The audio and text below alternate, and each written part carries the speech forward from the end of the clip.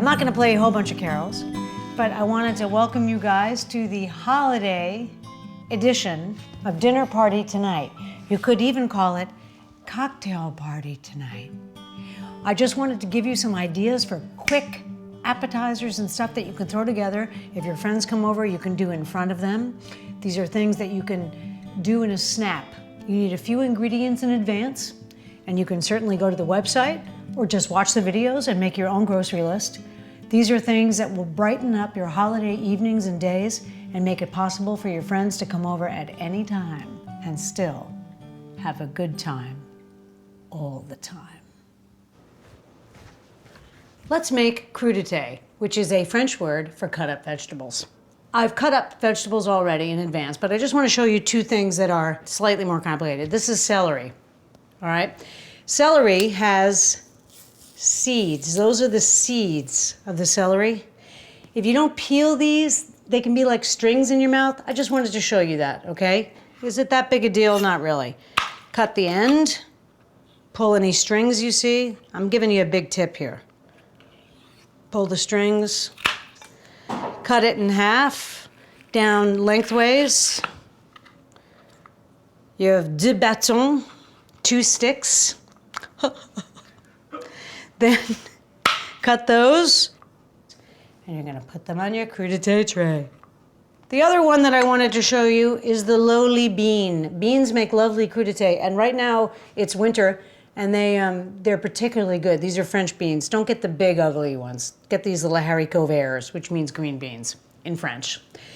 So here's a bean, but you don't wanna serve that, and you don't wanna serve that because it's hard. So what do? You go, and you cut it, and then you cut the bean in half and put it in your bean area. Carrots, you just peel, cut down the center, cut in half, so they're little sort of soldiers like that. Tomatoes, they're out of season. Don't buy them from Chile, they're covered in chemicals, dangerous chemicals. Don't buy them from Mexico, reasons, whatever.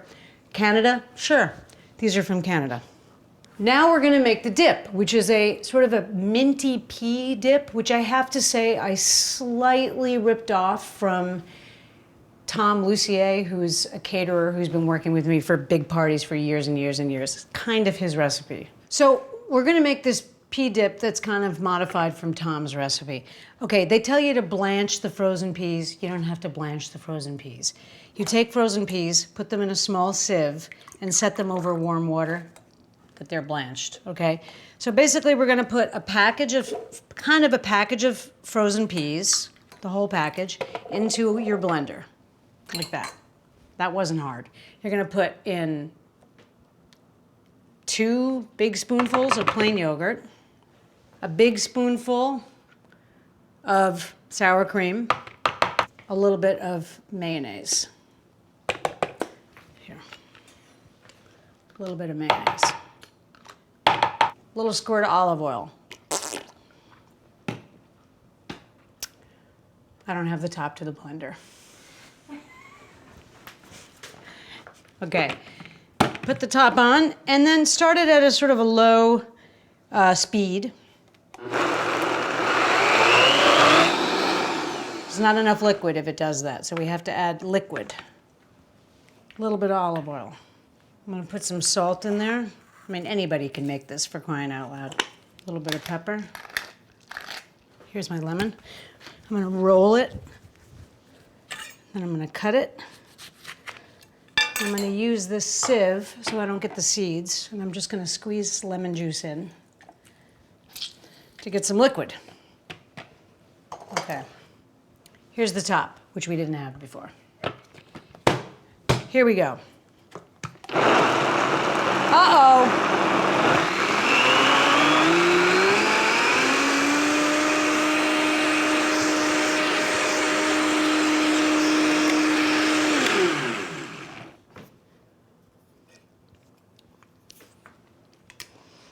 Needs a little more. Now this is what I'm talking about with Dinner Party Tonight. There's no fear involved here. I tasted it. It doesn't taste exactly right. Trust your own mouth. You know what you like? It needs a little more, I think, mayonnaise. You may disagree. It needs a little tiny bit more citrus. Maybe a little more sour cream. This is completely by taste. Trust your instinct. My husband is in plastics. Your husband's in what? Your husband is a spastic? Okay. Do you know what movie that's from? All right, here we go. Tasting spoon, in we go. Look at the color of that. Oh, that's good.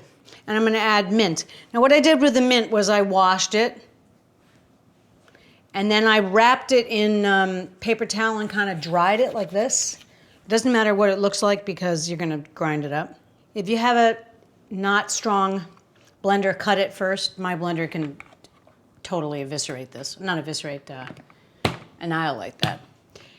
Eviscerate means take guts out, and of course mint doesn't have any guts.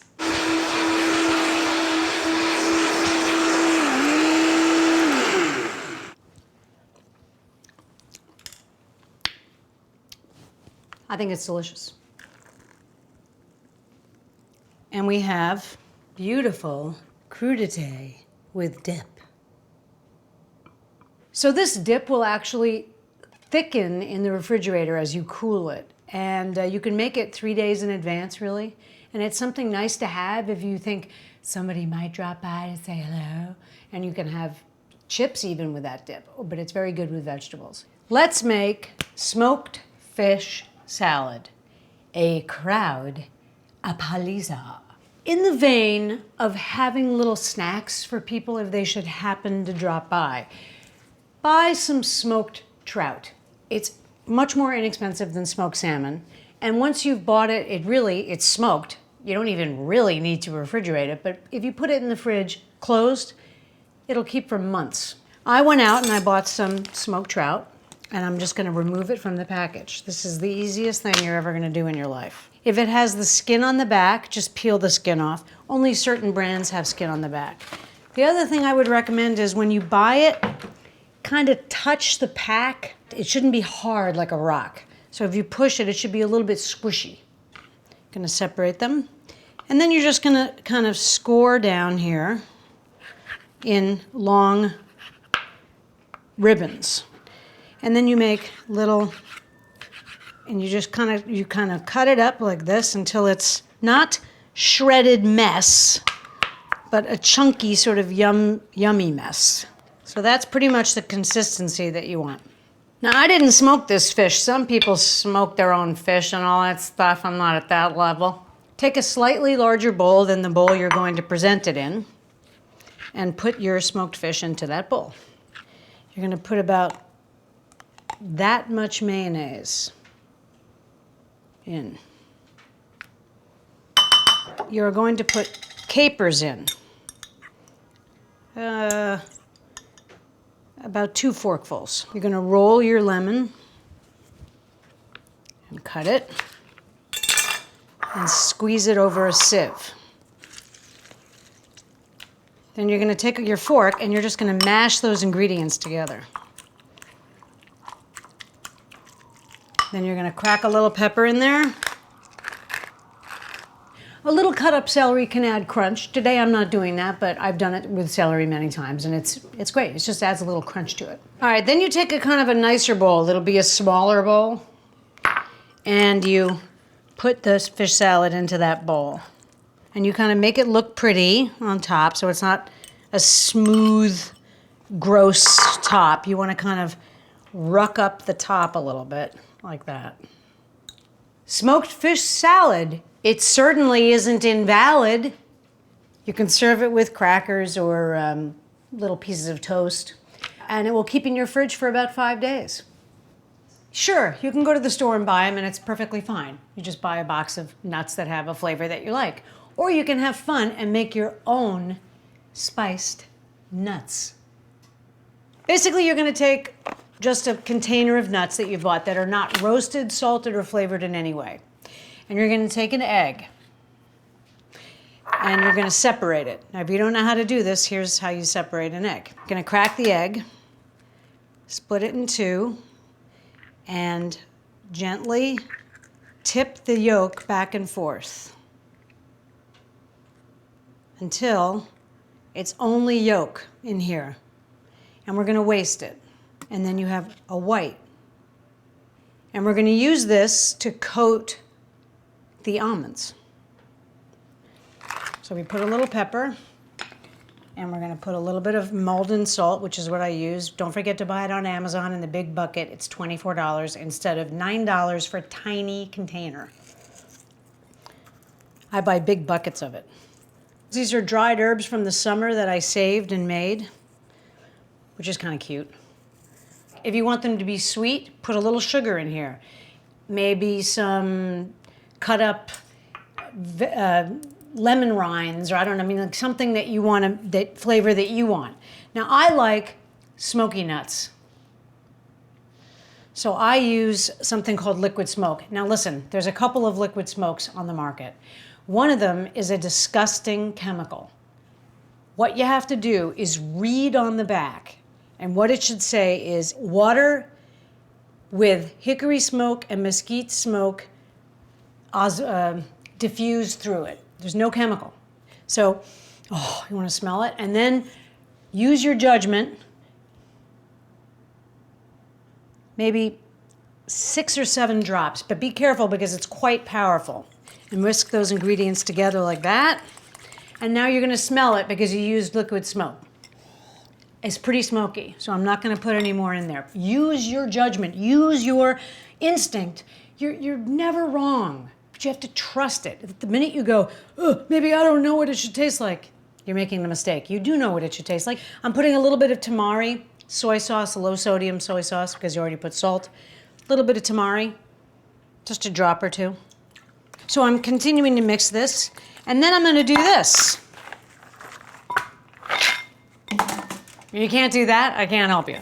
And then I'm going to do this. I'm going to do sort of a chefy thing here. Coat them in this by flipping them. I'm going to tip it out onto a lined baking tray. Then I'm just going to smooth it out so that it's one layer.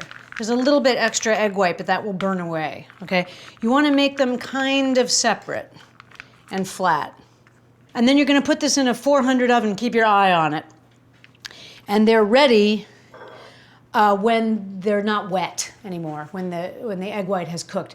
10 minutes, 15 minutes, but keep your eye on them because they will burn, and you don't want that. They smell amazing, by the way. That's Leonard, my dog. Put them on there. I'm going to let this cool a little bit. I sprayed the paper with a little bit of cooking oil. You can just do a quick, with a paper towel, olive oils, just so the nuts don't stick. I'm going to let it cool for a second because it's quite hot. Some of them are already, they're quite hot to handle. So when they cool down, I'm just going to put them into this bowl. Were you in a rut? Now you're anything but, because you made spiced nuts. You might be scared to make chicken liver pâté. I don't know why. Let's make chicken liver pâté. Now I'm going to be straight with you. This whole thing is going in the food processor, so you don't have to be that precious about anything you're doing. Take a shallot like this, and I'm going to cut it down the center, like that. We've done this in other episodes. And I'm going to cut hair on it like this, but I'm not being as precious as I would be for, say, a mignonette or something, because nobody's going to see these cuts. And then I'm just going to cut squares. And they can be ununiform, it's fine. I left one unpeeled because I wanted to show you how to peel a shallot, because they can be frustrating. Here's a shallot, it's really fresh. How the hell do you get the peel off? Here's how you do it. Cut the nose off and then cut through the skin and peel off the first layer of actual shallot, which is that, okay? You do waste a layer, but you'll peel it in 5 seconds flat. Oh, that guy, We're gonna clean livers. Now this is chicken livers, you can't be squeamish. You're making a beautiful appetizer. The animal gave its life, and it should be honored and lauded in every respect. One of those respects is its offal, O-F-F-A-L, or its insides. So here is a chicken liver. This is the organ that translates sugar into glucose. It's an interesting organ. So that's the liver, 2 lobes.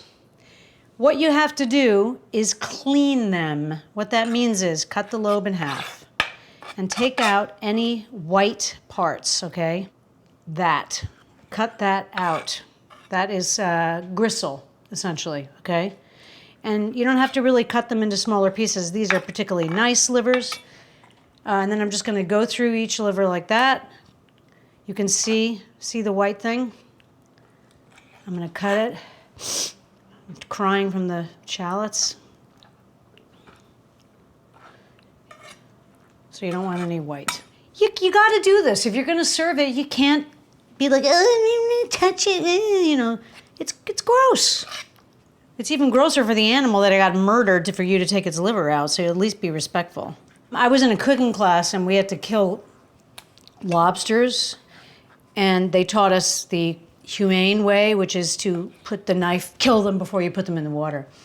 It also prevents stress chemicals being released in the meat, and the meat's also sweeter. It sounds pretty ghoulish, but it's true. Oh, it's good. Vivian is very interested.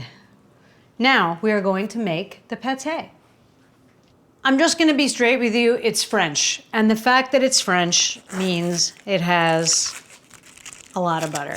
In fact, it has this amount of butter in it. And you're going to melt the butter. The first time I made this, I was like, there's no way this is going to work. It's way too much butter. A little bit of pepper. Un peu de sel, which means a little bit of salt. Take some oregano. The original recipe calls for marjoram, which is fine, but you can use oregano. You never use the stick. The bendy stick is okay. And we're going to saute our shallots. Okay, this is more of a saute now. It's moving, jumping. Saute literally means jump. Like if a French person said, jump, they would say, saute. Here come the livers. You're gonna cook them until they're sort of brown on the outside, but the center is still a little bit pink inside. So I'm just gonna keep these moving. So you wanna cook these, it's approximately 7 minutes or so, until they are browny pink, and when you push it, and it's still pink on the inside. Otherwise, your pâté will be brown, which you don't want. Maybe Mommy will drop a piece of liver on the ground for me for all I done for her. Okay, see, that's perfect. Slightly pink. Splash of bourbon, I don't know, a tablespoon. Continue cooking just for a few minutes so a little bit of the alcohol gets burned off. And take this off the heat. And you're almost finished making your first pâté, not a mistake. You want to be careful not to puree, because that's a different dish. You want this to be a little smooth and a little chunky. Don't be afraid. And we're just gonna pulse so that I don't get it too pureed. Taking a look at it.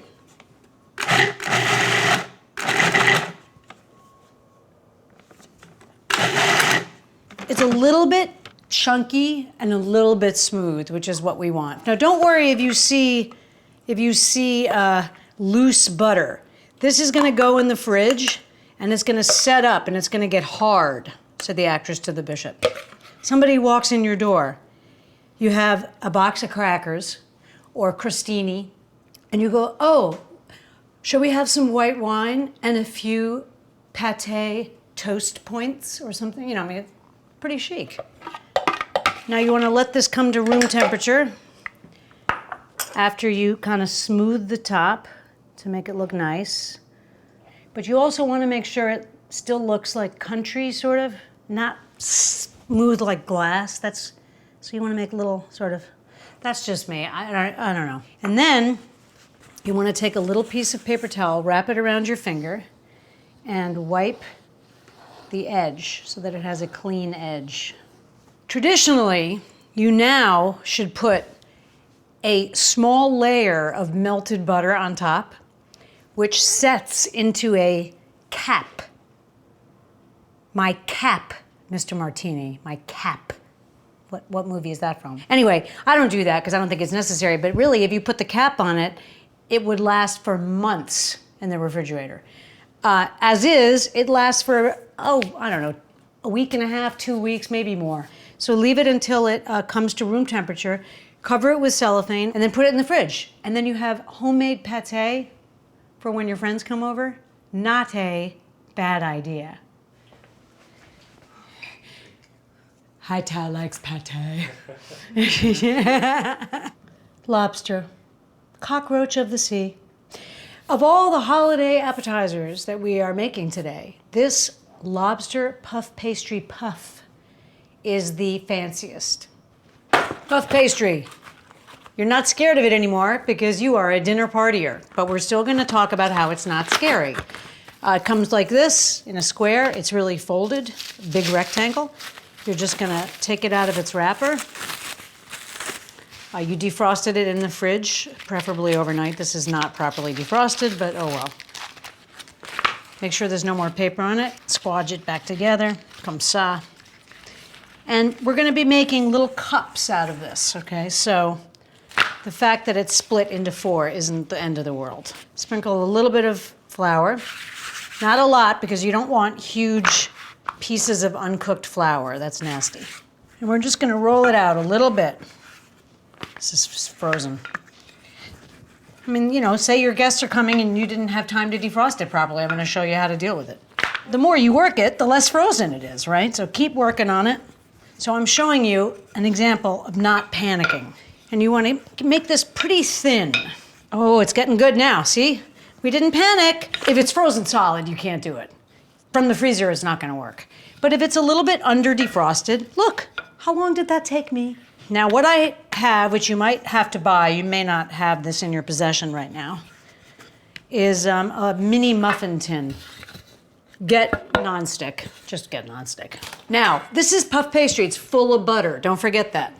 I'm gonna use spray oil. Yes, it has a propellant, but look how little I'm gonna use, okay? That's it. Because the butter is gonna come out of these and it will prevent it from sticking. I'm gonna cut little strips, and from those strips, I'm gonna cut little squares. And I'm gonna take the little squares and I'm gonna set them into the mold like this. And you wanna kind of press it up the side,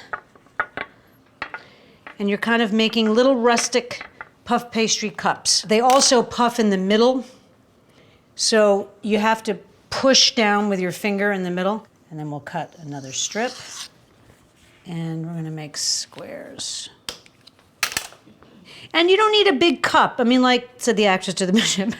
Now remember, these you can make for 3 or 4 days and put them in an airtight container after you cook them. And you can put anything you want in them. Smoked fish salad, or you can fill them with anything.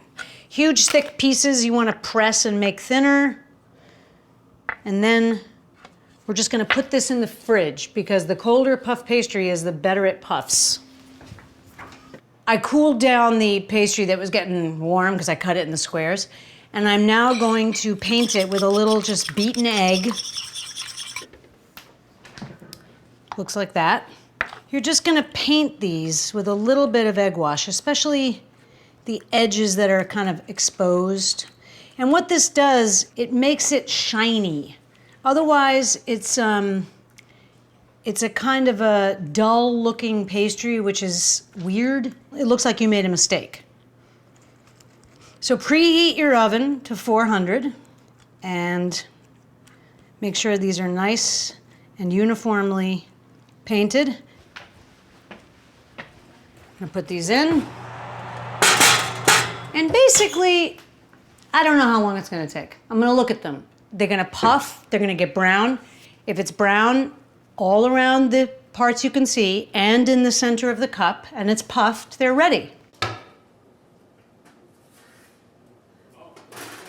This is how you make cups out of these things that used to look like cups, but now they don't look like cups anymore. You take your thumb like this and you push it in the center and you gently make a cup. And you can just store them in a little airtight container on a piece of paper. Look at that one, came out perfectly. I just stuck my thumb in it. Clean thumb, not a poo-poo thumb. And you want to kind of wiggle your thumb, you know, like a little bit. So here they are. I'm going to put the top on this. I'm going to put them in a cool, dry place. And I can use them to make appetizers really fast if you have to. Like maybe a guy that you saw happens to be in the neighborhood. We're going to make lobster salad, but we're going to make it my way, which is very bright and light and luxurious, but not mayonnaise-y. I buy lobster from Lobster Graham, which is an incredible company, humane, etc. You want rapidly boiling salted water. For tips on how to boil water, look here. And you're going to take your 2 lobster tails and you're going to drop them into the boiling water. And you're going to do this for 13 minutes. 2 things. If you buy whole lobster, if you put a lobster in boiling water, it's incredibly inhumane. It also makes them fill their body with adrenaline and stress hormone, which you don't want if you want to, it makes the meat taste weird. So the most humane thing you can do is to put it down on the counter, put a knife in the center of its head, and draw the knife toward its front. You will completely cut its brain in half, and it will instantly die. That doesn't mean it's not going to move. That's just its nerves, okay? It feels nothing after that. It's humane, it's quick. If you got to kill an animal, please do it that way. So you don't want to overcook it. Now 15 minutes is overcooked. It's going to be like a bullet, okay? 11 minutes, you won't be able to get it out of the shell. So for a lobster tail like this, it's really 12 to 13 minutes for it to be just cooked, because you want to have a little bit of difficulty pushing the tail out when you break it, but you want to still be able to finish it in melted butter. I'm not going to lie to you. It's a luxurious thing. I'm going to take the lobster out of the boiling water.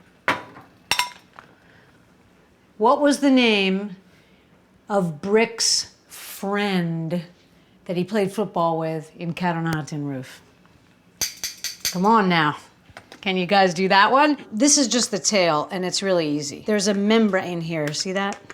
You want to put the scissors under the membrane and cut down the center of the membrane all the way to the bottom. Open it and pop out the tail. Open, pop out the tail. Ooh, it's hot. Woo! Now, lobster, like shrimp, has a poo sac. So what you want to do is peel back this top layer and just look here. This one's empty. You want to take the red and peel it back.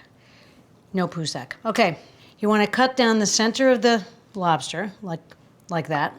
The red is what people associate, so you want to keep it, you want to make sure you keep that. And you're just going to cut your lobster into little pieces. Now, this is perfectly cooked. People say, oh, I'd never eat a bug. This is a bug. So now I have some chopped shallots, some parsley that I washed and rolled up to dry it, and I have 2 lemons here, okay? I'm going to now sort of luxuriate the lobster by bathing it, essentially, in melted butter. About this much, throw it in the pan. And we're not going to use that butter in the finished salad.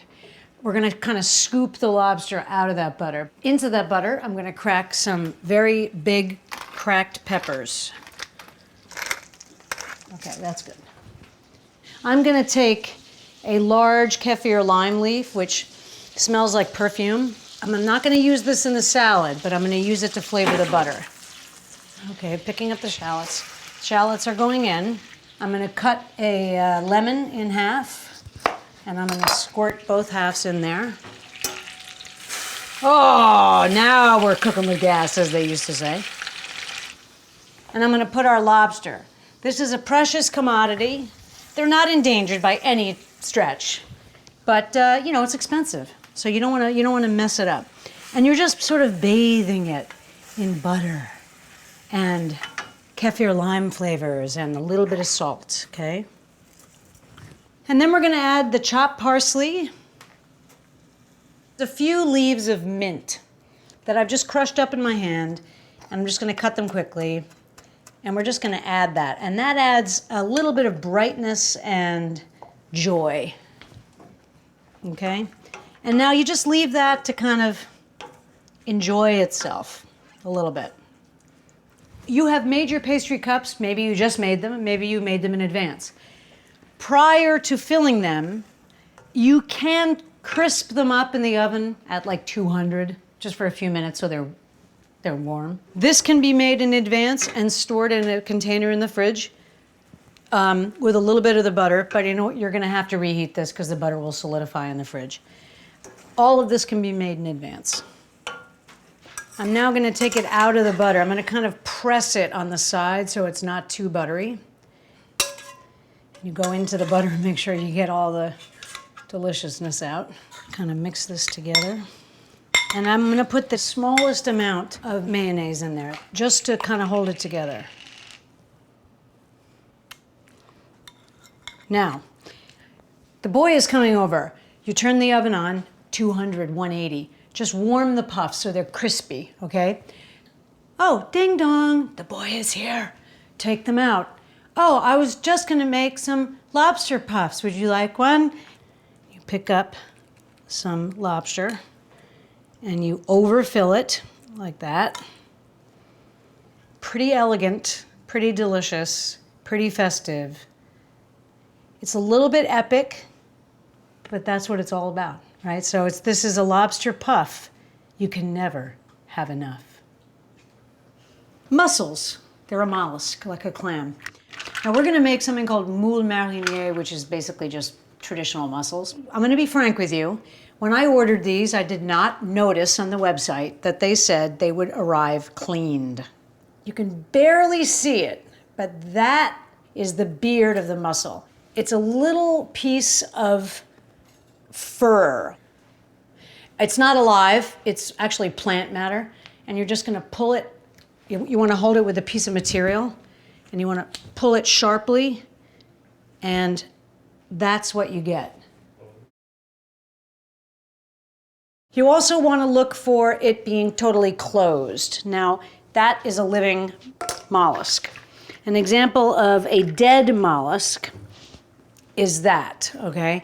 If I tap this and it doesn't snap shut, it's dead, and that means it's garbage. I need my glasses. So this one missed their cleaning process, right? The only reason why you use material is because it's slippery. This is tenacious, off it comes.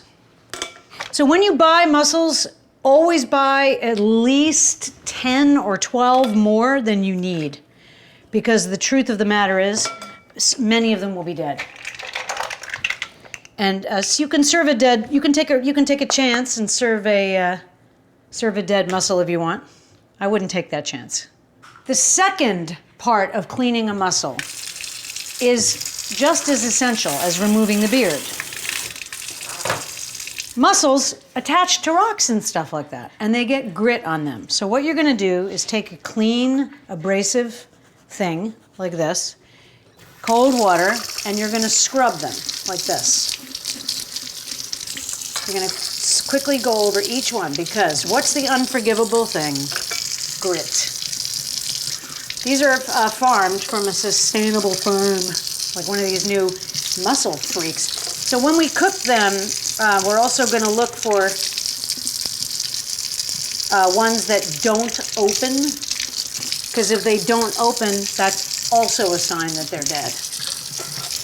I just want to show you the grit. That is what people actually allow that to go out to a dining room table. Now we're going to make the bottom, the juice to cook it in. Cooks in about 3 minutes. And I'm just going to cut down the center of this mammoth shallot, which has a weird top. And this is a classic French dish. The name of the dish is moules marinières, which means fisherman's mussels, or mariner's mussels. Okay, I'm sort of rough cutting this country style. You need a lemon, parsley, which we'll get to, and white wine. That other boy that you like is coming over. He comes over, you have some lobster puffs, you have some homemade roasted almonds, you have some pâté. Yeah, just threw it together. And then you say, oh, you guys still want a little, how about some mussels, little moules marinières. And you're simply going to put the heat under it. Hot pan olive oil. That's right. So I'm melting a little butter in here, a little bit of olive oil, and I'm gonna squirt a lemon into this. And I'm making liquid. You see the liquid there? See the liquid there? Now I'm gonna add the shallots. A little bit of salt, and peu de poivre, a little bit of pepper. Pouring in some white wine, turning it up. I'm gonna let this cook down a little bit. The fancy word is reducing. The mussels will cook in about 2 minutes. I'm not kidding.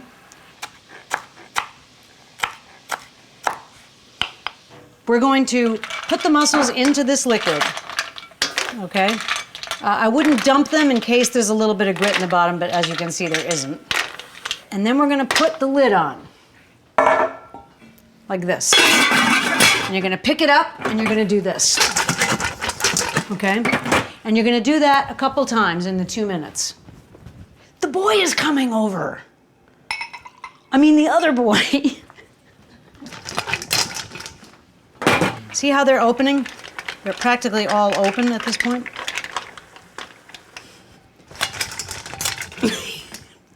Let's hope the other boy doesn't see me doing this. Actually, if he's here, you can do it like this. Oh yes, I totally did see the new James Bond movie. I didn't think it was as high quality as the other ones. Okay, these look pretty done. Then what you do is you throw in your parsley. Now some people do this when it's out and reduced, but I'm gonna do it now and you'll see why. I'm gonna give it a little shake. I'm gonna take a slotted spoon. This is chic, okay? I mean, that is rustic, Frenchy poo-ness at its highest degree. Now what I'm gonna do now is really reduce this. It's quick and it's very easy. Oh shoot, you guys are gonna stay. You know what, let's have mussels. So I'm just gonna pour this incredible elixir. I'm gonna swirl it a little bit so I get all the bits in there. Oh my God. I retained a little bit of parsley. I'm just gonna throw a little bit of the fresh parsley on there. Squeeze a tiny bit more lemon. And that is a dish fit for a king. And the other thing you can do is serve it with pasta. Okay, so when your pasta is cooked, you can take it out and basically put it in your reducing sauce, all right? Just finish it quickly in the sauce, put that in the bottom of the bowl, put the mussels on top of the pasta, and pour you know what I mean, just like make a pasta dish with it. All I can tell you is that you're not gonna hear any complaints when you serve moules marinières or traditional mussels. As an appetizer, you can serve little ramekins with 6, 7, 8 mussels in them, or you can put them in a bowl, a communal bowl with shell bowl. Always put a shell bowl, or people don't know what to do with the shells. If you serve oysters, mussels, clams, have an attractive bowl in the vicinity so they can throw the shells. It's very important. You're gonna cut this down the center. This is how people go to the hospital, by the way. Okay, you're gonna cut this down the center. You're gonna take a clove of garlic, but you cut it down the center so it's nice and white, and you're just gonna go like this with it. You're just gonna rub it on the bread, and that's how you make garlic bread, everybody on the planet. You don't put huge pieces of garlic all over it. That's disgusting. Okay, so you do this. You rub it, like that, and then you're gonna take olive oil and you're gonna go like this. The guy is sitting there. Take the 2 pieces, go like this. Yes, that is how you start a fire. What kind of fire are you talking about? Fling, fling, fling, fling, fling, fling, fling, fling, flang. And you attractively walk over to the oven, and you just put them in the oven for a few minutes. If you have a broil, you know, with the gas broiling thing, please keep an eye on that, because if you burn the bread, you don't have any other bread, it's, you know, you don't have bread. Look how beautiful that is. I'm just gonna put it here and kind of fold a rag like this so that it stays warm. And you can put this in a bowl or a basket, a cute little thing like this or whatever. And then they can pull off pieces of bread, and after they've eaten the mussels, they'll sop up the liquor and it'll turn into a super fun, beautiful, holiday, lovely evening. Trust me, it doesn't fail. Do you know what's a crazy thing to make that nobody makes anymore? Is punch. A cute thing that I learned about how to make punch involves the ice that you put in the punch. Otherwise it's warm, like weird citrus alcohol drink, which nobody wants. So get a little bundt pan like this that's a 7-incher. And what you're gonna do is you're gonna slice fruit. This is all washed, okay? You're gonna slice fruit like this. And you're going to place it in the bundt pan, either like this or like this is fine. And you're gonna go around and around and around, piling up fruit. The other hint about ice rings is you put hot water in the ring. Sorry, environmentalists. However, hot water doesn't make cloudy ice, it makes clear ice. So you wanna use hot water to make the ring. Now when this freezes and you turn it out, the other side of it is smooth. This side is bumpy, but it doesn't matter. I have one that's already made through the magic of television. But first of all, we're gonna make the punch, and then we're gonna put the ice ring in it. This is holiday, so we're gonna use a spiced rum. I bought this literally because the label is rad. I'm making this up as I go along, and so can you. A little blood orange juice and a little orange juice. Or a lot of orange juice. These are all washed, my friends, okay? Because you're floating stuff in here. Then we're gonna float some lemon slices. Now, this is maybe 20 minutes before your friends get here. I highly recommend San Pellegrino Aranciata Rossa, which means blood orange. It's expensive, but getting a few 6-packs of fancy ginger ale or fancy soda for the holidays is a good idea, because people who don't drink love it, and people who do drink love it in punch. So we're giving the punch a little bit of fizz, like this. 2 kinds of liquor. One of them is Lillet, which is essentially weak Campari. You can substitute anything that is sort of a slightly bitter, because your drink is quite sweet at this point. And we're gonna do this.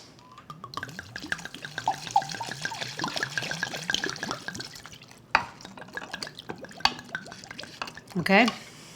To sweeten it, we're gonna use a special thing I made, which didn't really work, but it's awesome to make it, called oleo saccharum, which is a sugar that is made from soaking the peels of a few oranges and lemons and sprinkling them with a ton of sugar. And it makes a liquid, which we're gonna pour into our punch. And I'm gonna actually squeeze these. I'm gonna stir it a little bit, and I'm gonna taste it. It's totally delicious. Oh my God, it's really good. You can hardly taste the rum, that's the problem. Do you know if you eat nutmeg, you can hallucinate on it? I didn't know that.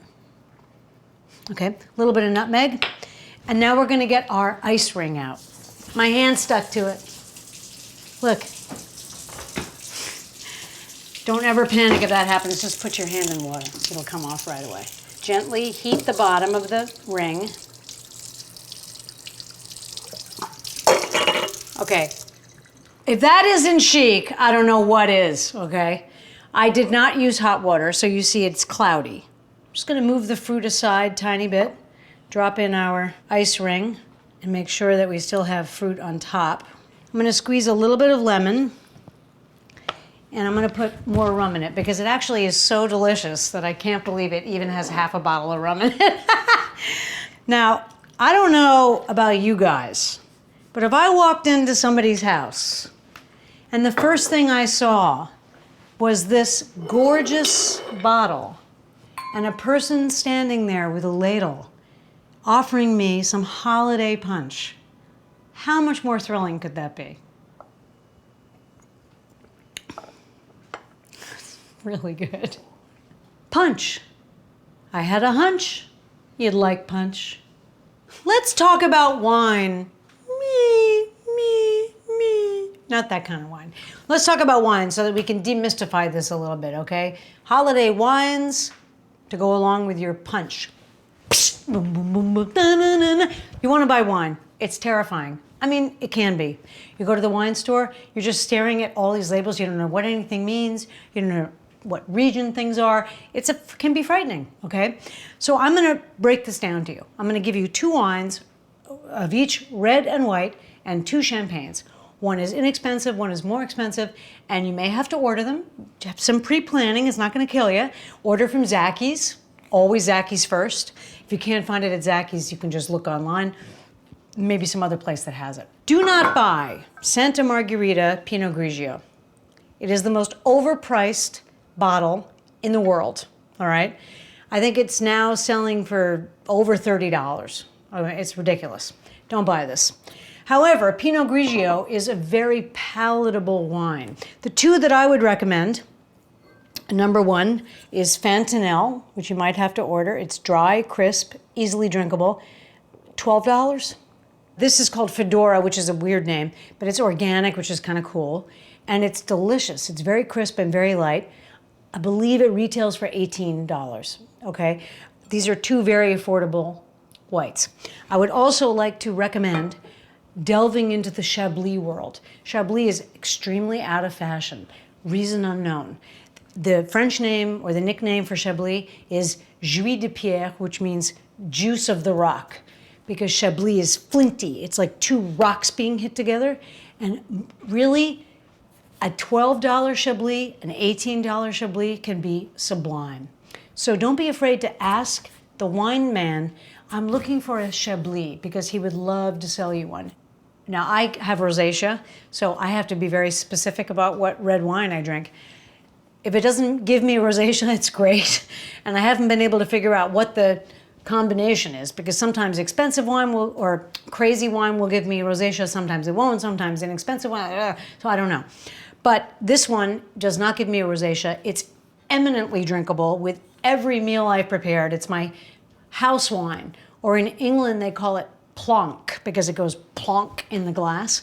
So my plonk, my house wine, is this, which is called Cuvée Viva. Bad name. Label's pretty, but Cuvée Viva is kind of a weird name. But this is relatively young, so 2010. It is $9. Not one of your friends is ever gonna know it's $9. But this is a very, very drinkable claret, which is the old-fashioned word, if you ever wondered what claret was in all those books, for Bordeaux. There's 2 kinds of grapes, basically. There's many, but there's 2 basic ones. The 2 basic ones are Pinot Noir and Cabernet Sauvignon. Okay, I'm gonna break it down for you. Cabernet Sauvignon, Bordeaux. Pinot Noir, Burgundy. That's it. In America, it's Pinot Noir and Cab. In France, it's Burgundy and Bordeaux. That's the whole story. The next up, the middle one I want to recommend is Saumur Champagny, which is, you have to order this, it's hard to find. This is a Loire Valley Cabernet Franc, which is kind of in between the 2. Kind of, I'm gonna get killed for saying that, but it's kind of in between. This is a little more acidic, a little brighter. It's good if you need to cut through something rich, like a stew or like a pork roast or something you want to serve red. I would serve this. So this anytime. This if you feel like spending $4 extra. Okay, special occasion. The other guy is coming over. You might have to look for this. It's called Grand Forêt Rose, La Rose, which is I'm not gonna explain it. If you go to the internet and find this wine, this is it's young. It's a 2009, which is young. This is a beautiful velvety claret with a sort of a grown-up overtone. If you go downstairs or you go to another location with the other boy, like from dinner you go to like the TV room, this is what I would bring. So those are 3 reds. Okay, champagne, sparkling wine. It's only champagne if it comes from Champagne in the area in France. They made a ruling recently where you can only call it champagne if it's from Champagne, which I think is fair. I'm just going to give you 3 examples. 2 are pretty, 1 is outrageous, 1 is pretty expensive, and 1 is going to blow your mind. This is Gaston Chiquet, which I'm going to recommend to you 100% forever and always. Gaston Chiquet, which you can get from Waverly Liquors on 6th Avenue. Gaston Chiquet is a grower champagne. It's cool, it has cachet, it's dry, it's crisp, it's light, it's green. It has a green feeling to it. But I'm not gonna lie to you, it's about $42, which is expensive. This is for Christmas only. Be a Carte Salmon Rosé. This is my favorite. I just can't mince words. It's 80 bucks. This is for a special occasion, or if you're going somewhere where you want to spend almost 100 bucks on somebody's champagne. This is a Prosecco, which is Italian sparkling white wine. The name is Mionetto. Do you see how festive and beautiful the bottle is? This is a lovely present to bring to somebody's home. It's a fantastic bottle to have on the table. Gorgeous, chic, lovely, dry, crisp, happy, sparkling, beautiful white wine. $9. $9. This is available in many liquor stores in New York City, and I'm sure all over the country. If it isn't, order it. I order it by the case because people cannot notice the difference after the beginning of the evening. So just a brief aside, some of your friends don't drink, and certainly we don't drink for certain times or whatever you want. So it's nice to give them something, I think we've mentioned this before, besides Martinelli's sparkling cider, which is all they ever get. They want something fun and interesting and festive, okay? I recommend, again, San Pellegrino. This is the blood orange one. They have lemon, regular orange. They have grapefruit, which some people don't like, but they have, it's pretty, it has a pretty can. Put a little ice in a tall glass, a little piece of lime or lemon, and pour this for them like this. And it makes them not feel like they have this weird thing where they can't drink. They deserve that. So go and look for them. And you can mix too. You can put ginger ale and San Pellegrino in a glass. It's fun and exciting. Your friends came over, but they came over way after dinner. Now you went to Gourmet Garage or something during the day and you got some candies because it's Christmas and you ate them in the office. You put them in a dish. Suddenly, it's something different, okay? They don't want to see this. They want to see this. We have a friend, Spencer Aist, who makes the most, I ate one of these last night before we shot. He makes the most beautiful caramels. His company is called Just Caramel. I gotta tell you something, they're pretty special. Suddenly, you got something, okay?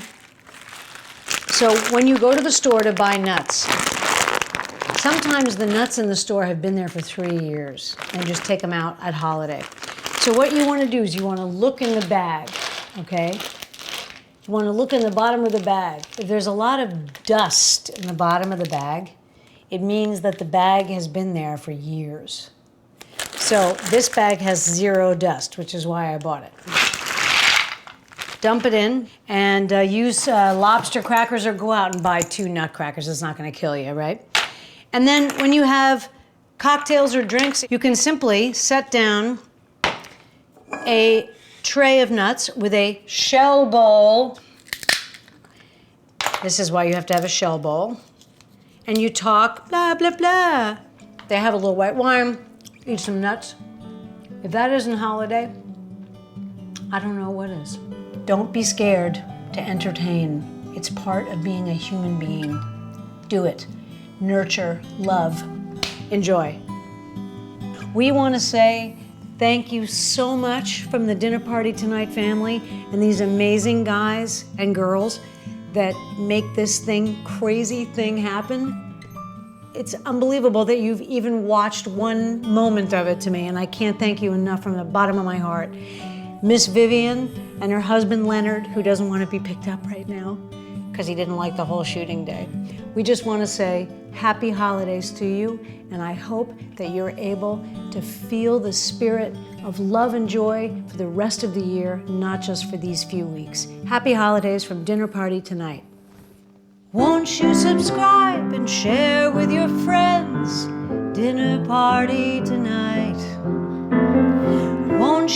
experiment. Don't be scared. Just share.